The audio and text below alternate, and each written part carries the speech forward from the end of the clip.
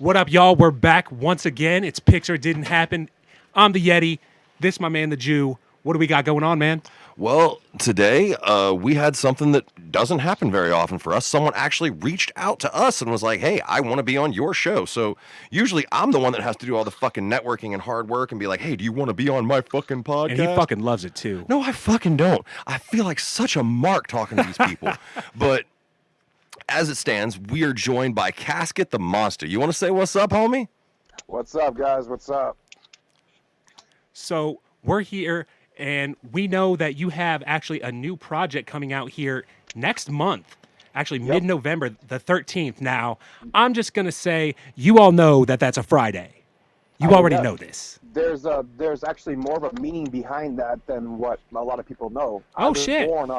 I was born on November Friday the 13th, 1987. I was born on Friday the 13th. Oh, dope, So- dope. So that album is basically like a tribute to the fact that they should have named me Jason.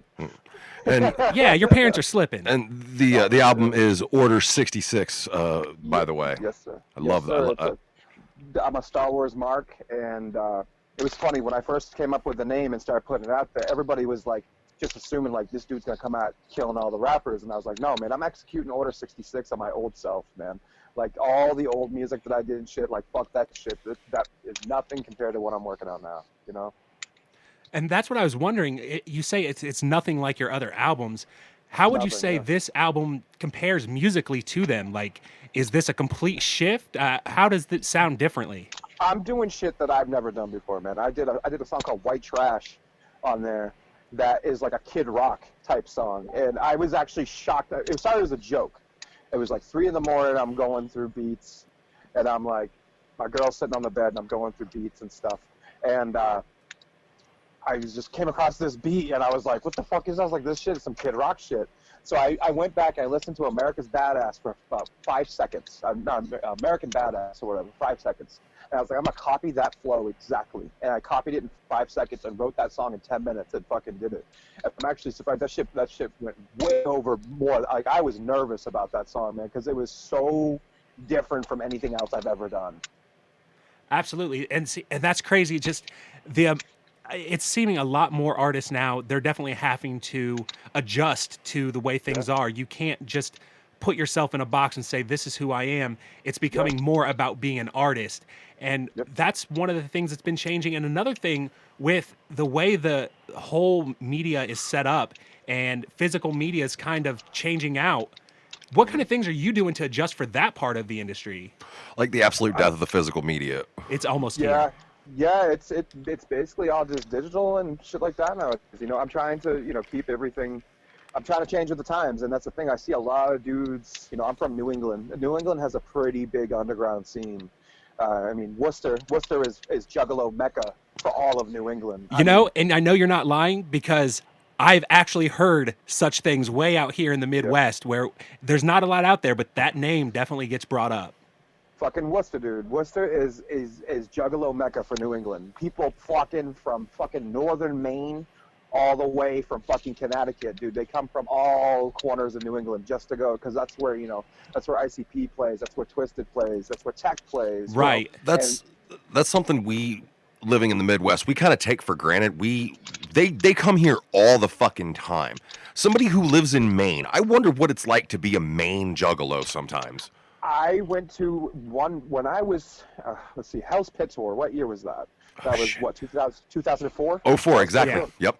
Okay. I went to a show in Portland, Maine, and ICP has never performed in Portland, Maine after this or before this.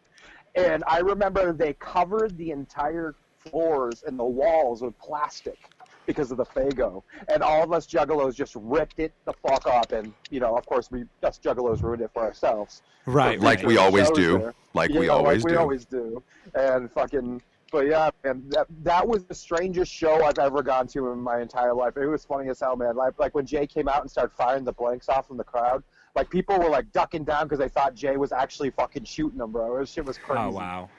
So, on these shows with all the everything changing up, have you noticed a change in the products that people are buying as far as merch goes? Has it really changed? Because I know with us, it was always, oh, check out my Bible. I got all these CDs. I got all the hard to find stuff. And now, what are you noticing people are leaning towards in that aspect? People are most leaning, like, people don't really buy CDs much anymore. It's like they want digital media, so you have to make sure. And, this is something that I stress to a lot of artists that I work with NEK. NEK is not a record label, but it's an artist collective that I started, and I work with a lot of these guys. And I stress to them, we have to have it on digital media. You have to have it on Spotify. You have to have it on iTunes. If you just have a SoundCloud nowadays, like, nobody gives a fuck. No. Nobody. You know what I mean? There's so much bullshit. And to me, if you put your music out on iTunes and Spotify, that kind of separates you, I mean, not by much, because there's some bullshit out there, from the mass of people that just overtake the crap. But and another thing people are buying is masks right now. Masks are going fucking crazy. Everybody's selling them. And those things are not cheap to get made. I'll tell you that right now. No, and we're talking about the COVID mask, right? Mm-hmm. Well, yeah, because it's becoming part of your fucking fashion wear now. Is you accessorizing your mask with your fucking hat or your shirt or vice versa, and everybody's biting onto it. Absolutely. I feel like it's a thing that's not going to go away anytime soon. No, I really feel like me fucking either. In Japan, if you go to Japan, people are wearing masks everywhere. Well, but they've been doing that since before fucking SARS, though. So they're ahead of the game. I do believe that they started that back in the Spanish flu days. I believe that's when they totally makes sense. Listen, I'm calling for Mortal Kombat. It's happening, and whether you like it or not, so get ready. Oh, you mean everybody just walking around looking like Scorpion and Sub-Zero? Yeah, it's totally bizarre. That was so funny. I was talking to my hype man a little bit ago. We were just talking about it, and I did the whole Shang Tsung fucking look up, look down. I will steal your soul. I mean, yeah, the masks, I definitely know those are going to be a huge thing. As much as I hate it, and I don't wear it unless I have to go somewhere. But right. Unfortunately, it is something that's happening, with politics and everything that's going on in the country. It seems like everything is changing. I mean, from the way we dress, the way we do things in our free time. Have you noticed that it's sort of affecting your writing? Has it seeped into the music yet? I made a promise to myself. I made a promise to everybody. I was like, I'm not going to do what everybody else is doing and do a COVID song. That was the first thing that I was like, I'm not doing that. I'm sorry, I'm not going to be Tom McDonald and try to capitalize on, what's trending in the news today.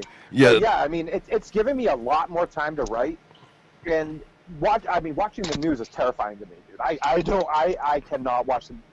I do some horrorcore shit, but the news is the real horrorcore. Oh, it's terrifying. Yes. Absolutely terrifying, dude. And the president gets fucking COVID-19. Okay, but anyways.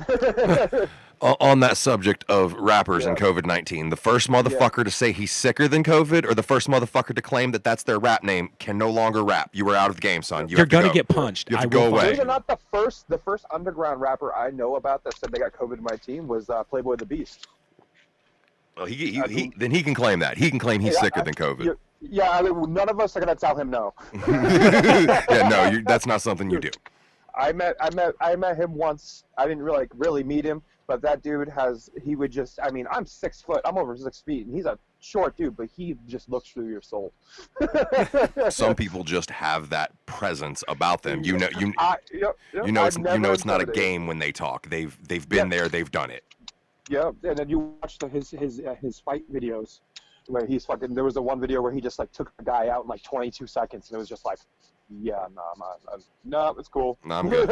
I don't want no part of that. I don't even want to have a conversation with the guy. He's that terrifying. Now, you had mentioned that